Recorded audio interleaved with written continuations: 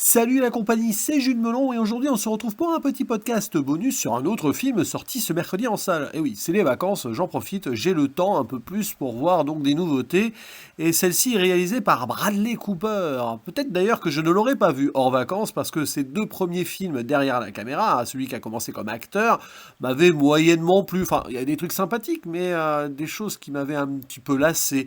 The Star is Born, rappelez-vous, hein, je trouve qu'on en avait fait beaucoup à l'époque, même s'il y avait forcément des choses fort passionnantes dedans, et son Maestro sur Netflix, bon, c'était sympathique, mais voir Bradley Cooper en Patrick Sébastien qui imite Leonard Bernstein, c'était vite vu, quoi. Donc, j'exagère un petit peu, hein, j'en avais fait un podcast en duo avec l'ami Joe de la 7ème Illusion, mon camarade, à l'époque. Ici, il revient avec Is This Thing On, qu'il co-scénarise avec Will Arnett, qui est l'acteur principal hein, d'un film qui est plus ou moins basé sur la vie du comédien britannique John Bishop, que je ne connais pas du tout. Et Will Arnett, je le découvre ici, mais j'avais déjà entendu sa voix, notamment dans BoJack Horseman. Eh oui, alors ça lui va bien peut-être, justement, ce timbre pour ce personnage-là, ici aussi. Aux côtés de Will Arnett, nous avons Laura Dern, qui est quand même une immense actrice que j'aime beaucoup depuis Jurassic Park, mais elle a fait tant d'autres choses, notamment aussi chez David Lynch.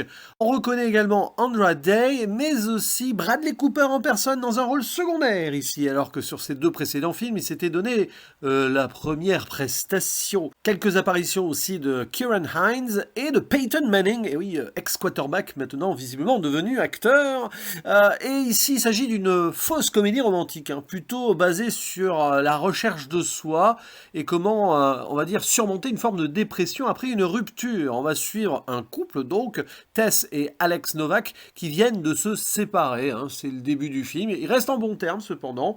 Restons amis, pourquoi pas, mais c'est la fin de leur relation. Et alors que le divorce se passe à l'amiable, ils doivent commencer à apprendre à vivre séparément, tout en continuant à élever hein, leurs deux garçons qui, en parallèle, préparent quelque chose pour un spectacle. J'y reviendrai sur ce point parce qu'il y a des motifs comme ça qui font que le film va aller crescendo.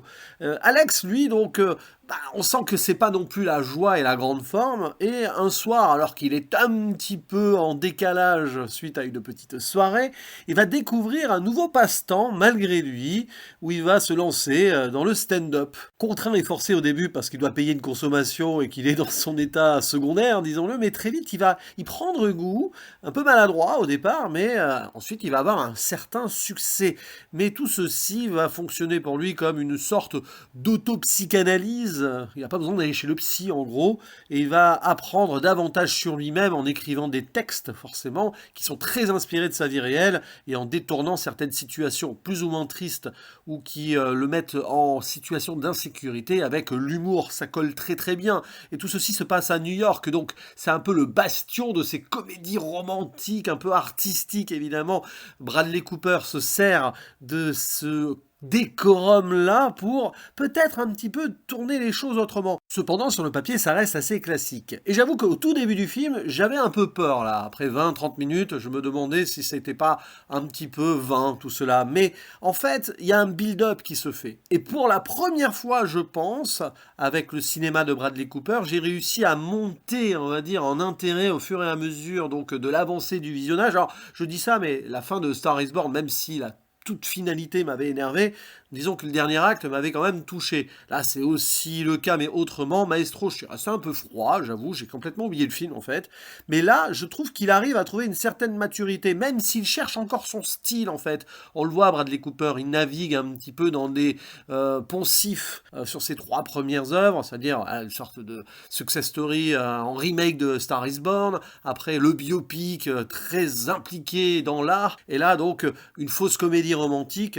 Disons que ce sont des cinémas qu'on a déjà vus traités par d'autres auteurs. Mais là, on voit qu'il y met beaucoup de lui, je pense. Alors, il reste dans son obsession hein, à travers l'art, comment on peut peut-être s'en sortir ou non, hein, par psychologie intérieure, et comment on essaye d'aller mieux. Est-ce qu'on y arrive ou pas hein, ça dépend les films, par rapport donc à cette introspection plus ou moins intuitive à travers donc que ce soit la chanson, la musique classique ou ici l'humour. Mais je trouve que sur la réalisation, ça a beau être académique à souhait, il y a quand même une bonne maîtrise à la fois du fond et de la forme, et de la narration, même si évidemment ça met du temps à décoller. C'est logique, on est au début un peu dans les atermoiements de ce personnage principal, alors on peut regretter quand même que Bradley Cooper choisisse une facilité, c'est-à-dire le focus que sur un seul personnage. On aurait aimé peut-être voir un peu plus à côté comment celui de Laura Dern, on va dire, gère la situation. Mais voilà, Bradley Cooper étant un homme, il a voulu écrire un film centré sur le personnage masculin, je pense, parce que il y a mis de lui, tout simplement. Et ça permet une certaine explosion autour du personnage de Laura Dern vers la fin, mais j'y reviendrai peut-être dans une petite zone spoiler quand même. Et cette idée donc de caméra qui tourne et qui est à l'épaule, notamment quand il est sur scène autour d'Alex, est intéressante. C'est-à-dire qu'on voit que dans sa façon de filmer, Bradley Cooper, il tente de pénétrer dans la psychologie et de voir comment cet homme s'en sort ou non. Et c'est intéressant parce que à côté gravite le propre personnage de Bradley Cooper, qui est vraiment pas en grande forme. En fait, on le sent, l'acteur un peu raté ou qui se voit peut-être réussir trop tôt dans son illusion là, qui est un peu extravagant et qui ramène tout à lui-même. On le voit avec ses petits changements de look et tout, dès qu'il a obtenu un rôle ou qu'il pense en avoir obtenu un, ou que peut-être qu'il va le perdre. C'est intéressant parce qu'en filigrane comme ça, il intervient, et je pense qu'il a écrit ce personnage à sa façon pour justement lui-même s'intégrer dans l'histoire qu'il écrit et qu'il réalise. C'est passionnant ça. Là aussi, il y a une histoire de couple et tout. On se demande d'ailleurs si le personnage de Bradley Cooper ne vit pas sa vie un peu par procuration par rapport à ses rêves, mais aussi en prenant trop le personnage d'Alex en exemple, alors que nous, dans le film, on voit que c'est pas forcément un exemple à suivre. C'est aussi un film intéressant sur la difficulté de communication dans un couple. Dès le début, on comprend, voilà, c'est fini, ça se sépare, mais est-ce qu'ils savent pourquoi c'est fini?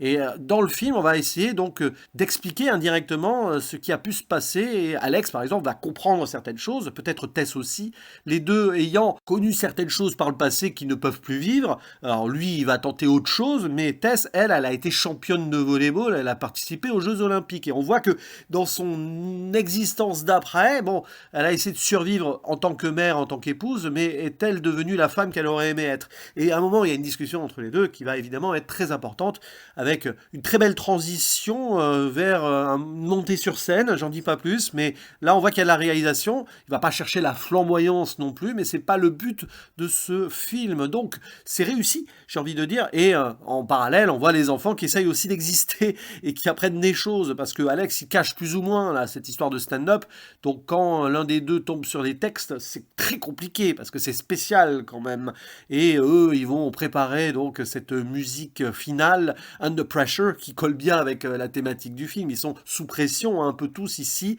il y en a un à la basse, l'autre au clavier, il y a ces petits trucs de notes là qui reviennent alors que les adultes discutent à côté, et puis évidemment on sait comment ça va se terminer. Alors spoiler rapide, il y a cette idée que à un moment Tess découvre, presque par hasard ou pas, que donc son ex-mari fait du stand-up. Et lui, il est là et il joue à fond vraiment son sketch quand elle est présente avec un autre homme en plus. Alors c'est intéressant parce que la scène joue un peu, vous savez, l'indécision. On ne sait pas s'il est conscient que son ex est là ou pas, mais en tout cas il y est et puis il raconte quelque chose de personnel que les deux ont vécu, mais évidemment détourné sous forme de l'humour et tout. D'ailleurs, il y a une réflexion entre fiction et réalité sur ces histoires-là racontées. C'est passionnant parce que justement, vivre sa vie ou peut-être se mentir à soi-même comme il l'a pu le faire pendant le mariage, c'est passionnant. Et derrière, il va y avoir une retrouvaille, si vous voulez. C'est intéressant parce que ça va clairement relancer le couple. Ils vont avoir une relation derrière, mais aussi après, les langues vont se délier. Il y a une magnifique scène de dispute que j'ai choisie d'ailleurs en miniature. Enfin, c'est un moment sur cette intensité-là que l'on sent d'ailleurs Laura Dern exceptionnel, mais Will Arnett que je découvre là, très très bien aussi. Et c'est passionnant parce que justement, c'est là où il y a cette transition. Après, il s'en va et puis la caméra le suit, mais hop, on change d'espace, une petite ellipse, et on le voit monter sur scène. Et alors là, il se lâche à fond, c'est assez violent. C'est voilà, la psychothérapie qui se lâche. Mais c'est passionnant justement de voir comment ils ont pu en arriver là. Et au final, la réconciliation se fait grâce surtout à ce spectacle de fin d'année, ou enfin je ne sais pas de quoi d'ailleurs, mais avec les enfants gens qui jouent Under Pressure et ça libère un petit peu et sous forme d'un autre rare avec la nouvelle génération derrière, c'est intéressant ça.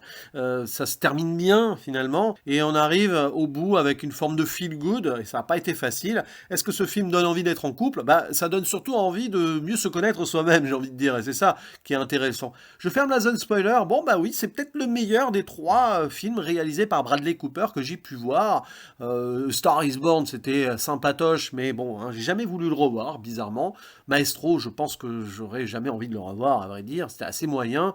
Mais là, il y a quelque chose. Alors, évidemment, on sent qu'il se cherche encore, un peu comme son personnage principal, qu'il tente des choses, Bradley Cooper, mais c'est passionnant de le voir évoluer aussi, quand bien même on puisse avoir des réserves sur son cinéma. Mais là, il progresse, et en prenant des codes bien établis, la ville de New York, un petit peu en tentative de comédie romantique. Bon, on est dans le milieu bourgeois blanc new-yorkais, hein, c'est un peu limité, mais c'est comme ça, hein, il parle de ce qu'il connaît, il va pas chercher autre chose pour l'instant, peut-être qu'il le fera plus tard.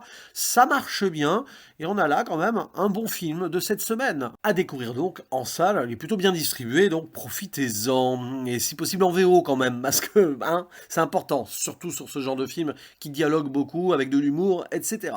En attendant, n'hésitez pas à me dire en commentaire ce que vous pensez donc de ce long métrage précisément, ou peut-être aussi des deux autres réalisations de Bradley Cooper, de Laura Dern, bref, lâchez-vous, c'est important de partager et de transmettre ses émotions. Allez, à la prochaine, ciao!